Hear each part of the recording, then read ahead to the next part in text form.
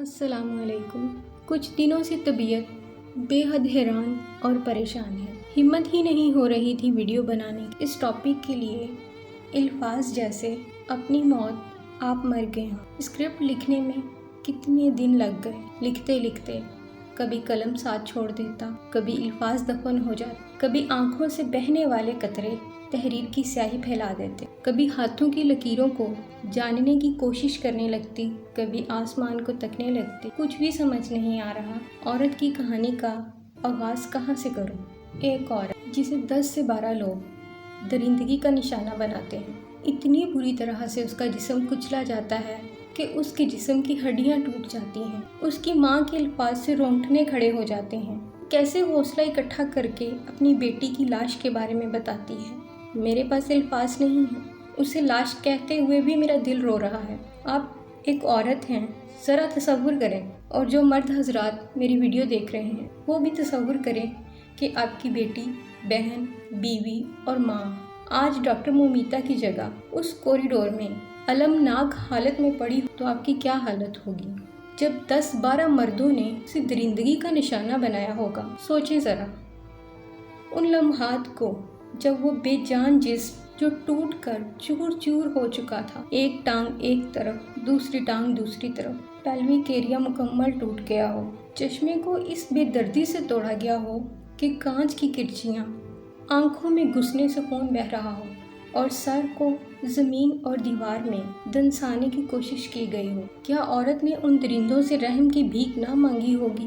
کیا وہ آدھے لباس میں تھی جو ان درندوں کی ہوس جاگ اٹھی؟ کیا اس نے ہوس کے ماروں کو خود اپنی طرف مائل کیا تھا؟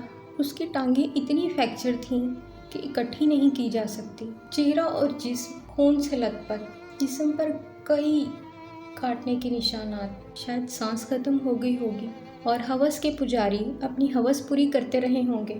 کس قدر درد سے گزری ہوگی، کیا آپ یا میں اندازہ کر سکتے ہیں؟ اس تکلیف کا شاید مکمل کبھی بھی نہیں۔ سرحد اور مذہب سے ہٹ کر سوچو تو وہ ایک عورت تھی، اور حقیقت بولوں تو وہ یہ ہے کہ عورت پیدائش سے لے کر قبر تک کسی بھی مرحلے پر محفوظ نہیں۔ ہم اس معاشرے کا حصہ ہیں جہاں نقاب حجاب میں نظر کو جھکا کر چلنے والی بھی محفوظ نہیں۔ قبر میں لیٹی لاشوں کو بھی خوف ہوتا گورکن سے، اور یہ جھوٹ بھی نہیں ہے۔ ایک شادی شدہ عورت جو اللہ اور اس کے رسول کو گواہ بنا کر ماں باپ کی رضا سے نکاح کر کے مرد کے ساتھ آتی ہے، وہ بھی اس سے محفوظ نہیں۔ وہ بھی پہلے ہی دن ہاسپٹل پہنچ جاتی ہے۔ مجھے اس جملے سے شدید نفرت ہے کہ ہم اپنے گھر کی عورتوں کی بڑی عزت کرتے ہیں۔ گھر کی عورت کی تو سبھی عزت کرتے ہیں۔ پتہ تو تب چلے گا جس دن تم یہ کہو گے میں غیرت مند ہوں، باہر کی عورت بھی مجھ سے محفوظ ہے۔ مگر ایسا کب ہوتا ہے؟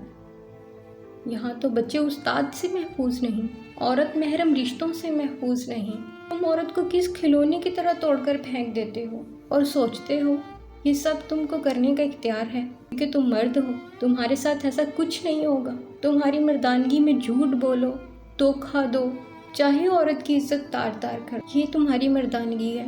تو یاد رکھو کہ یہ اس دن ممکن ہوگا جس دن اس کائنات کا کوئی خدا نہیں ہو۔